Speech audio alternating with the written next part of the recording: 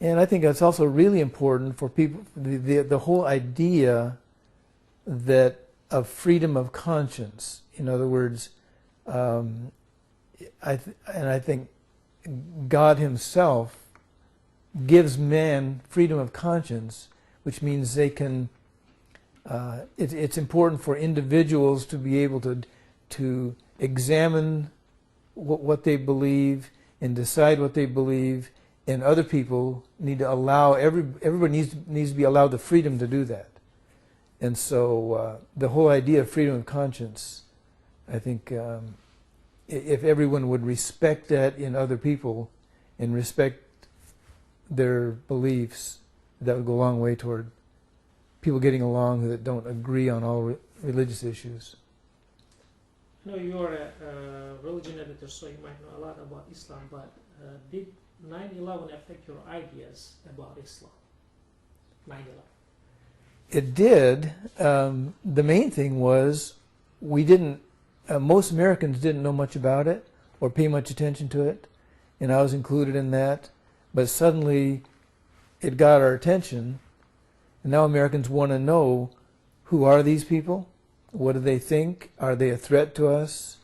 So I think 9/11 caused me and millions of Americans to begin to really look at what Islam is, what it teaches, what they believe. And the biggest question that Americans have is Islam safe? You know, is it a threat to the West? Is it a threat to our way of life? Is it a threat to Christianity? Or is it just a radical element in Islam that's causing the trouble? And that's the biggest question still people are trying to answer. Is it your personal getting information after 9/11 about the Muslims and Islams in those questions, how that changed? Is it still you have those questions, or you got some point or get some answer about those questions? Got the Islam and the Muslims? Well, to be perfectly honest, I feel like I've got a lot more understanding than I did before, but I don't think, you know, the whole cartoon thing that came up, that's the kind of thing that makes Americans worry that that the Muslim world poses a threat. And so the issue is not settled for me, but I think it's, you know, I know a lot more than I did. And one of the most important things is recognizing that, like Christianity, Islam is not one big monolithic structure. Within Islam, there's all kinds of different views and groups and factions, and so it's impossible to say all Muslims are like this, because there's a huge variety within the faith, which is one thing else I discovered in Turkey, that Muslims don't agree themselves on everything. In particular case, in those questions, if we put it in a Turkish Muslims or the Muslims in Turkey, how would be your answer? Well, I think I could be misunderstanding this, because we were with the Fethullah Gulen group, yes. So we were mostly exposed to that. But the impression I got was that Turkish Muslims are maybe more Sufi-oriented than Arab Muslims, and as a result of that, they're more concerned about personal spiritual development, about developing themselves morally, ethically, spiritually, and they're less political. And so the impression I came away with was that the Arab world is probably has more politicized Islam, and that colors everything. And the Turkish world is more secure, and you know, hasn't been conquered by all kinds of people all through all the centuries. More secure and more comfortable with who they are, and more interested in spiritual development than they are in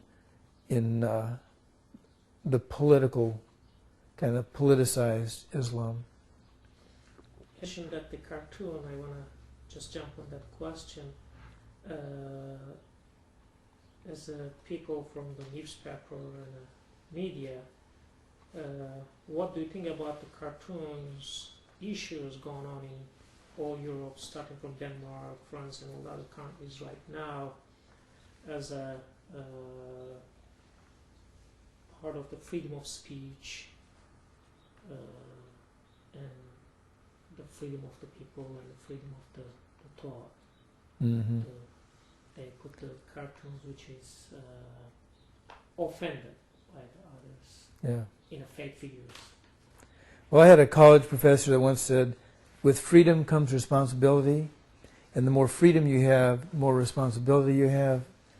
And so I think as American journalists, European journalists, it's important that we have freedom to be honest and deal with these issues in an honest way, but with that comes a responsibility to not try to stir up trouble and cause difficulties between people groups.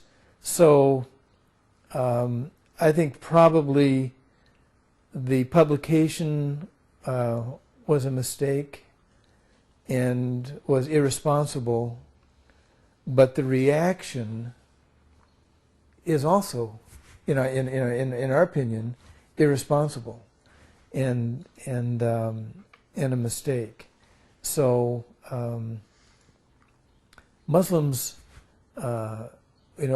Americans want to believe that it's a religion of peace. They want to believe that, but they struggle with the issue when they see people burning down embassies and calling for a cartoonist's hands to be cut off. That makes Americans think, why is this going on, and why doesn't the Muslim world itself protest these kind of things and speak up and say, these people are not speaking for us?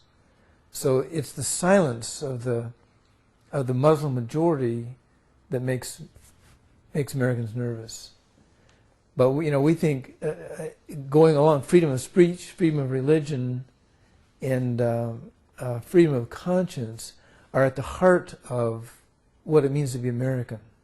This nation was founded by people that came here because they were oppressed religiously, and so it's part of our Constitution. I mean, it's written right in there, and for that reason, we defend those values. And so when we see what's going on in the embassies, what's going on in the Muslim world right now, we feel like those core values are being threatened by a group that would say, no, you can't publish what you want, you can't say what you want, you can't preach what you want. If you do, we're gonna attack you. So we find that offensive. What will be your suggestion in both sides about the cartoon issues, to the Muslim sides and to the other side in both? What you wanted to say then as a solution for this problem? Like on the Muslim side, the way they picture the Prophet and as a fear of fate, and what you're going to say to the Muslims and to the